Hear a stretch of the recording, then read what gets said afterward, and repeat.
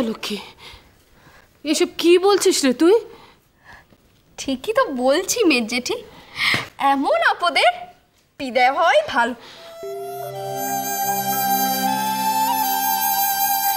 মেজ জ্যাঠা, ও মেজ জ্যাঠা, তোর এত তেজ কিন্তু ভালো না অলক্ষী।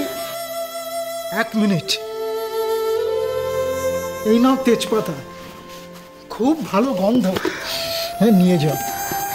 তেজপাতার কথা হচ্ছে না গো নকুর দাদু, আমার তেজের কথা হচ্ছে। আমি তো অলক্ষী মা, তুমি তো জানো, সেই জন্যই তো আমি মামির থেকে রোজ মার খেতাম। জানো, মামি বলতো এমন তেজ যে মেয়ের শ্বশুর বাড়ি বর কিচ্ছু জুটবে না। সেটাই তো হলো। একবার বারণ করবো যেতে? না থাক, মা জেঠি সকলে আছে, কি বলবে কে জানে। মেজেঠা, ও মেজেঠা, মেজেঠা বললে তোর মেজেঠা তো তোর এ নয়। আমি যাবো বলেছি তো, কিন্তু আমি তোর জাত শ্বশুর হই। আমি তোর বাড়িতে যেতে গেলে আমার একটু তৈরি হতে হবে, পোশাক যাবো।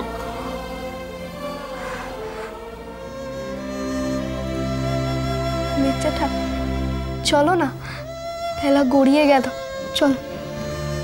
বেলা গড়িয়ে গেল? তাহলে দে, এইটুকু সময়ের জন্য তোর একটু ভার নি। তুই বাড়ি বউ না, বিসর্জন দিয়ে আসি।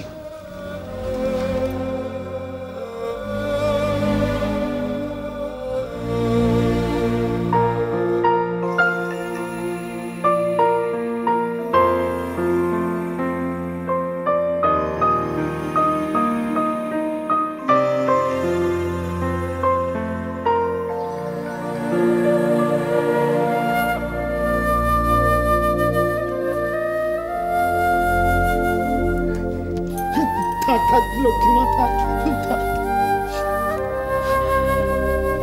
আসছি।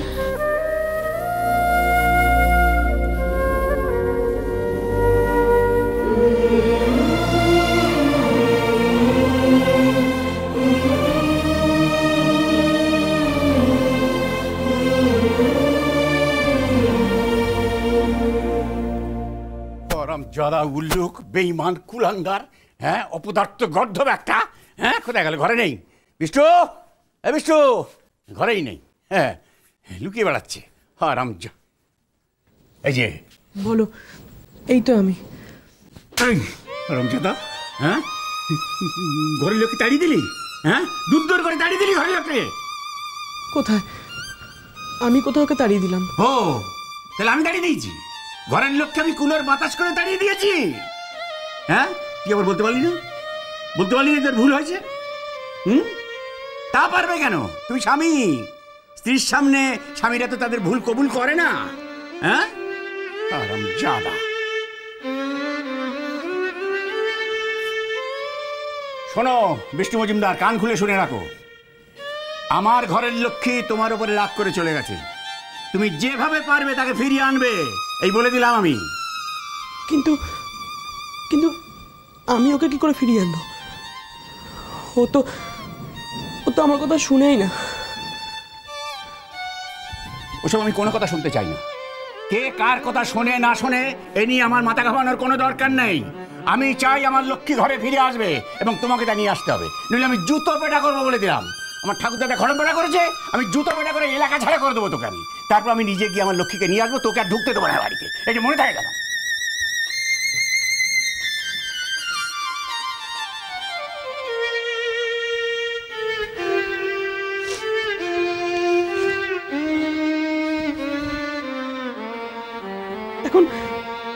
এখন সব দোষ আমার হয়ে গেল।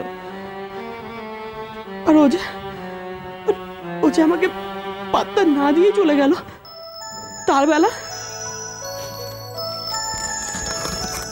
আমার সঙ্গে তো কত ঠাট্টা হাসি।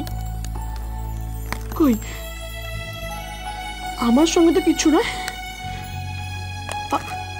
আমি কি করে বুঝবো যে আমার ইচ্ছে করে অলক্ষীর প্রশংসা করছে?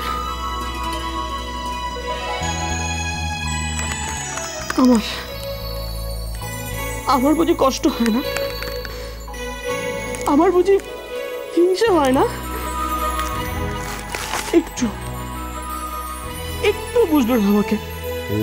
এটা কি গো, বিষ্টু কাঁদছে তো? কাঁদুক, ওর কাঁদাই উচিত। অলক্ষী বিষ্টুর জন্য কম কষ্ট পেয়েছে, কম কেঁদেছে? বলছি তুমি আমার জন্য একটু কাঁদো না গো। রাধিকে থাক না এখন এসব কথা। দেখছো না আমার ঠাকুরপুটা কত কষ্ট পাচ্ছে। চিন্তা কি এ তো দেখছি বিষ্টু অলক্ষীকে ভালোবেসে ফেলেছে গো। এরপর তো পুরো ইয়ে হয়ে যাবে, মানে তো পুরো খেলা ফতে হয়ে যাবে গো। কিচ্ছু পাতে হবে না। ওই মেয়ের যা অভিমান হয়েছে না, অত সহজে সেই অভিমান ভাঙানো যাবে না। তুমি দেখে নিও। চলো চলো চলো চলো।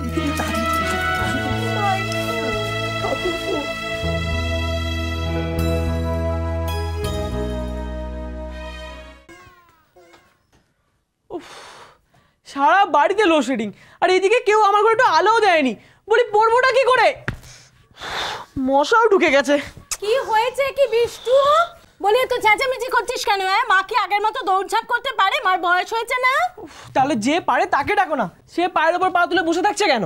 কি কার কথা বলছিস রে তুই?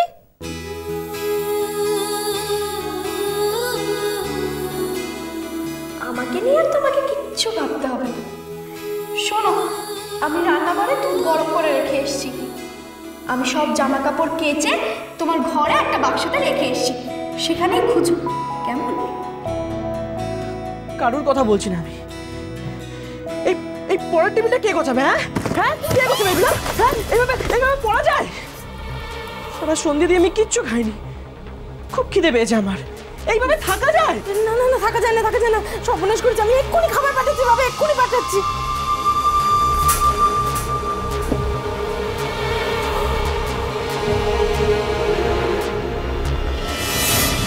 বাবা, ছেলের কি আগুন মেজাজ! তাকে নাকি ঘরে হারিকেন দেওয়া হয়নি, তার নাকি কি মশা কামড়াচ্ছে না কি হয়েছে। বাপ রে বাপ, আমার আর এসব ভালো লাগে না গো মেজদি। এখন আর ছেলের মেজাজ নিয়ে দুঃখ করে কি করবি বল? এতদিন তো সেসব অলক্ষেই সামলাতো, সে তো চোখের সামনে থেকে বাড়ির বাইরে চলে গেল। এই দেখো মেজদি, কথায় কথায় অলক্ষীর গুণগান গাওয়াটা না তুমি একটু বন্ধ করো, বুঝলে? এতে আমার ছেলের মন আরো খারাপ হবে, এটা একটু খেয়াল রেখো। সারাদিন খালি অলক্ষী অলক্ষী অলক্ষী। বলি অলক্ষী যদি তোমাদের এত ভালো বউই হবে, তাহলে সে শ্বশুরের ভিটে ছেড়ে সুরসুর করে চলে গেল কেন বলো তো? ছোট, এই বারণ করলাম না তোকে? কোন দুঃখে সে শ্বশুরের ভিটে ছেড়ে চলে গেল তুই জানিস না?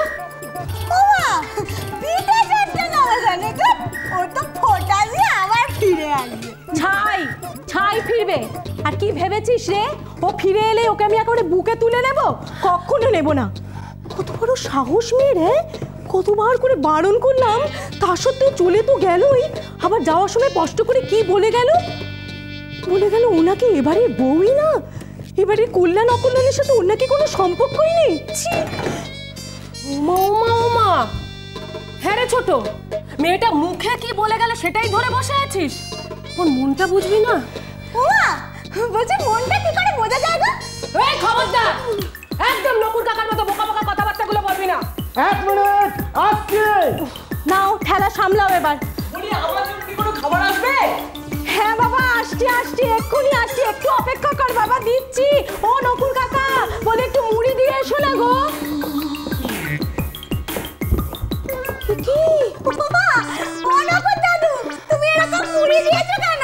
এই দেখো, এই ছোট বৌমা তো সেই কথাই বললো। হ্যাঁ গো নকুর কাকা, আমাদের বাড়িতে কি অশান্তির কিছু অভাব আছে যে তুমি আবার পাগলামি আরম্ভ করলে? ওকে বলে কোনো লাভ নেই গো মেজদি, সবই হলো কি আমার পোড়া কপাল। এই রাধা, আমি মুড়ি দিচ্ছি, তুই গিয়ে একটু বিষ্টুকে দিয়ে আয় তো। নকুর কাকার দ্বারা কিচ্ছু হবে না। ও বাবা, এই এখন এই সব দোষ আমার হয়ে গেল।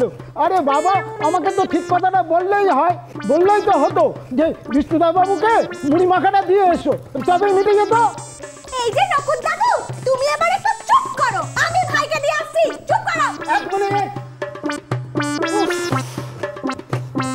দেখো দাদা, সব দোষ না তুমি আমাকে দিও না। আমি তো আর কাউকে বলিনি চলে যেতে। আর বলবো না যে ফিরে আয়, কিন্তু এই অখাদ্য খাবারটা আমি আর খাবো না। এইটাই তো আমি বলতে চাইছি, তুই শুধু ইবরামপুর যা, গিয়ে অলোকের সামনে দাঁড়িয়ে বল, দেখো তোমার রান্না ছাড়া আমার কিন্তু ইয়েতে ঢুকবে না, মানে তো আমার খাবার কিন্তু মুখে ঢুকবে না। দেখ দেখবি বলে জল হয়ে যা। ভেবে দেখ কি করবি। এই কুমড়ো ছক্কা খাবি না যাবি? সংসার সুখের হয় রমণীর